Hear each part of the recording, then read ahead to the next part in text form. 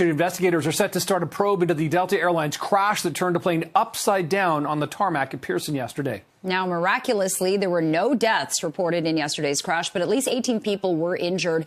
There's still no information about what caused the plane to flip over as it was landing.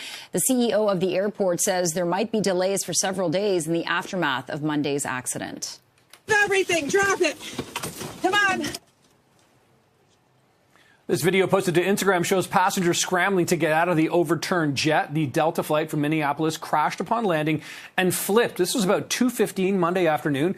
There were 76 passengers and 4 crew on board. Peel paramedics tell us 18 people were taken to hospital, 2 with critical injuries, but non-life-threatening. A child was also among the injured. That child taken to Sick Kids.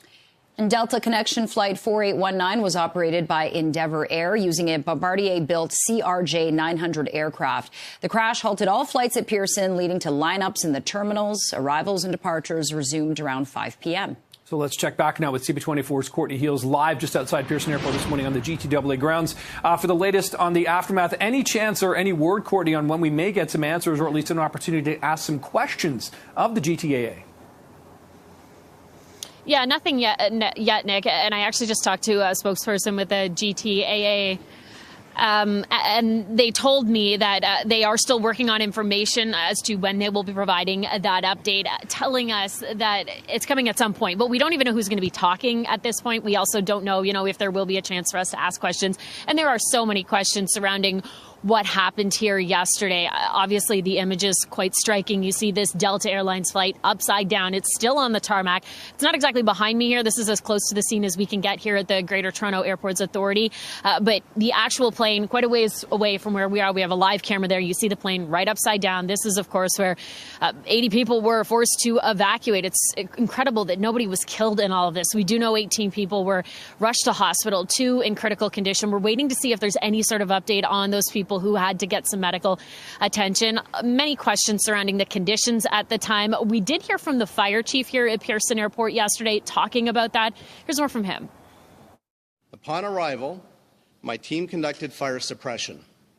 Self-evacuation was already taking place. At this time, we believe all our emergency response went as planned. We will, however, be conducting a review. This is an active investigation. It's very early on. It's really important that we do not speculate. What we can say is the runway was dry and there was no crosswind conditions.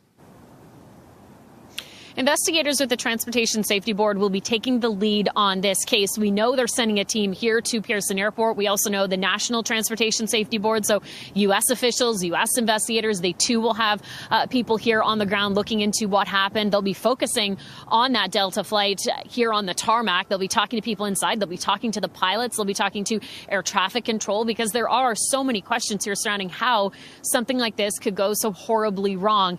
If we get any sort of update, guys, on when there will be an opportunity to find out more about what happened, we will, of course, let you know. But at this point, we're really just on standby. And again, this is as close to the airport as we, as members of the media, are able to get. So we can't even really talk to any passengers at this point. It's not even clear where they're staying. If we get any update, we'll, of course, let you know. And when we do get that press conference, we'll carry it live. Over to you.